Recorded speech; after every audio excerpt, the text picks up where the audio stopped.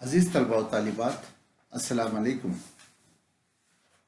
آج میں شاعر مشرق سر محمد اقبال کی مشہور و معروف غزل آپ کے سامنے پیش کروں گا۔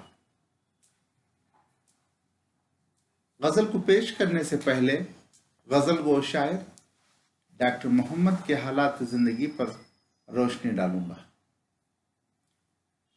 ڈیئر اسٹوڈنٹس، محمد اقبال نام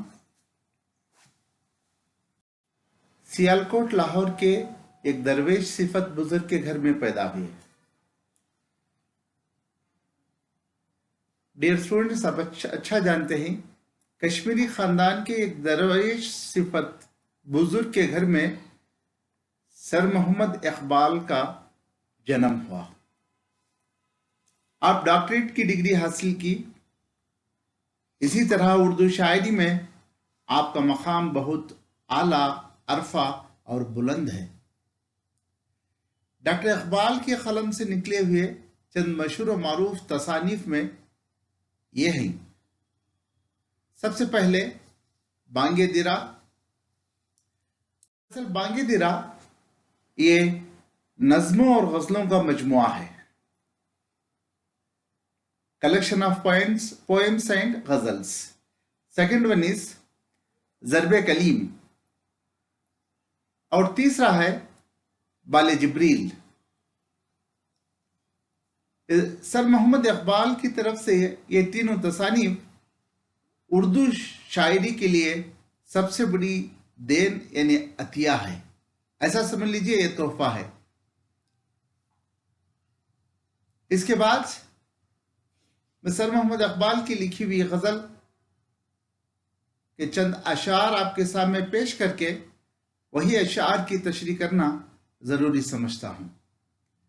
سب سے پہلے، جب عشق سکھاتا ہے آداب خود آگہی، کھلتے ہیں محلوں پر اسرار شہنشاہی۔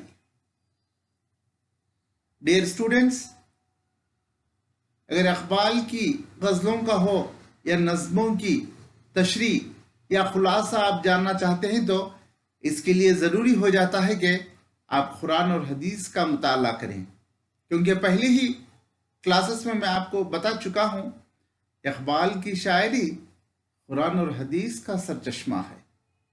اچھا، یہ غزل کا جو شعر ہے بہت خوبصورت شعر ہے جو قرآن اور حدیث کی روشنی میں لکھا گیا ہے۔ اس کی مختصر سی تشریح، ٹرانسلیشن یہ ہے۔ اس شعر کا مطلب یہ ہے کہ جب عشق کی بدولت ایک شخص اپنی خودی سے آگاہ ہو جاتا ہے تو اس پر حقیقت ظاہر ہو جاتی ہے کہ میں بادشاہ ہوں، یعنی اپنی اصل کے لحاظ سے اس کائنات میں سب سے عرفہ ہوں، یعنی اشرف المخلوقات ہوں، یعنی خلیفۃ الارض ہوں، اس زمین کا خلیفہ ہوں۔ اس سے بڑھ کر میں اللہ کا نائب ہوں۔ یہ رہی مختصر سی تشریح غزل کے اس خوبصورت شعر کی۔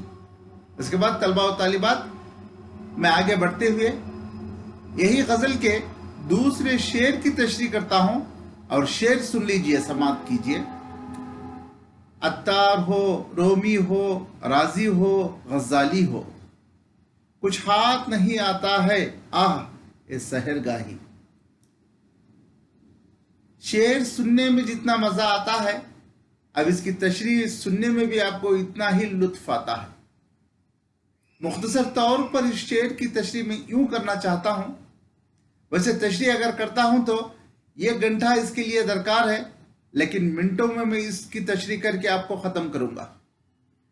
اقبال کہتے ہیں جب تک انسانوں کو اپنے نصب العین کے ساتھ عشق نہ ہو، زندگی میں کامیابی نہیں ہو سکتی۔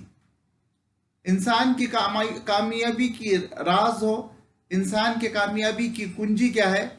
اس کے عشق پر ہوتا ہے۔ اچھا طلباء و طالبات، یہاں عشق دو طرح کا ہوتا ہے۔ جہاں تک اقبال اور اقبال کی شاعری کا عشق کا معاملہ ہے، ایک عشق حقیقی ہے اور دوسرا عشق مجازی ہے۔ عشق حقیقی اس عشق کو کہتے ہیں جو اللہ رب العزت کی پاک اور واحد ذات سے کیا جاتا ہے۔ دوسری طرف عشق مجازی ہے۔ عشق مجازی یہ کہ ہے غالب اور غالب کی شاعری کا ہے۔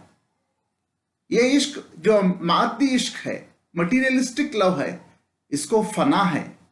لیکن اقبال کا عشق حقیقی عشق ہے، اس کو کبھی بھی فنا نہیں ہے، وہ لافانی ہے، مرنے کے بعد بھی امر رہتا ہے، زندہ رہتا ہے۔ وہ سمجھ لیجئے یہاں پر زندہ جاوید کی طرح ہے۔ یہ ہے عشق اقبال کا۔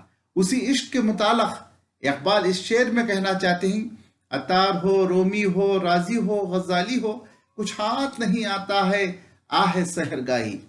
اقبال کہتے ہیں جب تک انسان کو اپنے نظم العین کے ساتھ عشق نہ ہو، زندگی میں کامیابی نہیں ہو سکتی۔